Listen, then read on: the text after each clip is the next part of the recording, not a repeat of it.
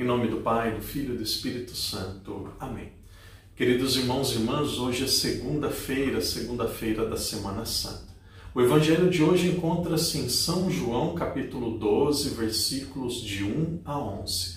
No Evangelho de hoje nós vamos observar que Jesus volta a Betânia. Jesus volta à casa de Maria, de Marta e de Lázaro. E nós vamos encontrar no Evangelho de hoje uma das cenas, uma das narrações mais impressionantes, mais belas de toda a Sagrada Escritura. Uma vez um grande santo da igreja disse, São Gregório de Nissa, que o Evangelho é como uma fonte que sacia e dá sede. Quanto mais você adentra dentro do Evangelho, quanto mais nós meditamos o Evangelho, mais nós queremos meditar. Existem alguns detalhes, muitas vezes, que na Palavra de Deus nós não percebemos. Porém, quando nós meditamos com calma, com profundidade, a Palavra de Deus é capaz de transformar a nossa vida. Então vamos meditar. Esta Semana Santa, o Evangelho, muito mais do que uma reflexão de conhecimento, uma reflexão intelectual, eu espero que seja uma reflexão meditativa, que nos ajude a entrar dentro do mistério vivido por Jesus. O Evangelho nos conta que na semana que Jesus ia ser morto, nós estamos na semana que Jesus entrou em Jerusalém, na última semana.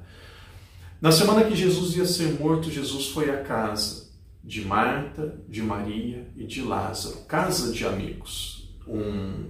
Poucos domingos atrás nós ouvimos o versículo mais breve da Sagrada Escritura que diz: então Jesus chorou. Jesus chorou porque Lázaro havia morrido. E Jesus voltou à casa de Lázaro depois que Lázaro tinha voltado à vida. Então, no meio daquele encontro familiar, no meio daquele jantar, quando Jesus estava no meio deles, seguramente em um local de destaque, Marta estava servindo, como de costume, era assim a personalidade de Marta. Lázaro estava com os convidados, de repente entrou Maria. O Evangelho nos diz que Maria tinha um vaso de alabastro com nardo puro. Esses detalhes já fazem uma diferença muito grande. Segundo a cultura da época, segundo a tradição, segundo a história, um vaso de alabastro era uma porcelana fina, muito rica. E o nardo era uma erva, um perfume indiano, também muito caro.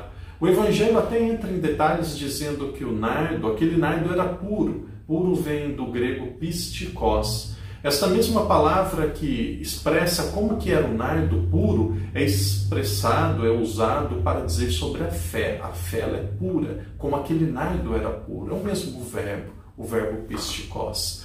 E aquele perfume, aquele nardo, ele tinha um valor. A Sagrada Escritura diz que valia 300 denários. O salário de uma pessoa naquela época, de um servidor comum, era de 1 denário por dia. Então, uma pessoa, para ganhar 300 denários, ela precisava trabalhar 300 dias, quase um ano.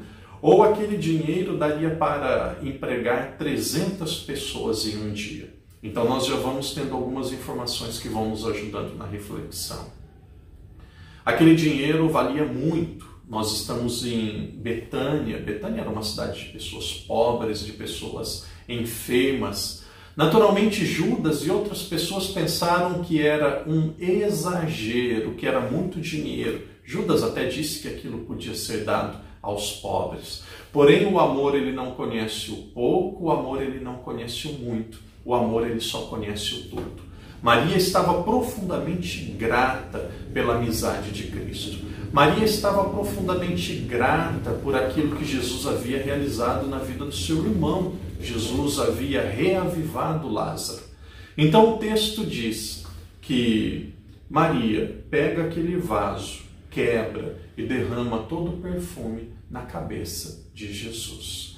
Na época de Jesus, perfume derramado na cabeça era uma atitude que acontecia apenas para os reis, os profetas e os sacerdotes.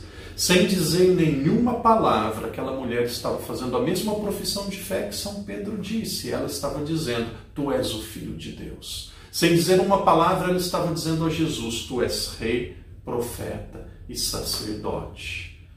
Deus, ele não se pode deixar-se vencer por amor. Quanto mais nós amamos a Deus, mais Ele nos ama. Quanto nós mais damos a Deus, mais Ele dá a cada um de nós. Como que Jesus recompensou esta mulher? Como que Jesus recompensou a humanidade por um gesto tão belo, um gesto tão profundo? Interessante que ela quebrou o vaso porque ela não queria guardar nada do perfume. Ela não guardou um pouco para comprar pães para os seus familiares, ela não guardou um pouco para dar de reserva ou ter de reserva para a sua família. Ela quebrou o vaso e derramou todo o perfume, ela deu tudo a Jesus. Como que Cristo pagou um gesto de amor como esse? Na cruz não era um vaso de alabastro, na cruz era um coração. O coração de Cristo, ele se rasgou, ele se partiu. E do coração de Cristo não foi derramado um nardo puro.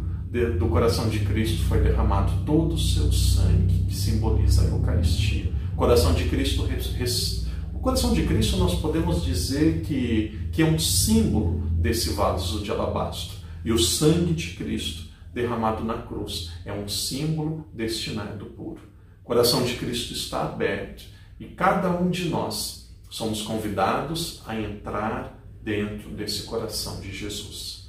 A pergunta que fica a cada um de nós nesta Semana Santa é: o que eu estou oferecendo a Deus? Qual o tamanho do meu amor e da minha oferta a Deus? Queridos irmãos e irmãs, para Deus nós devemos oferecer o nosso melhor.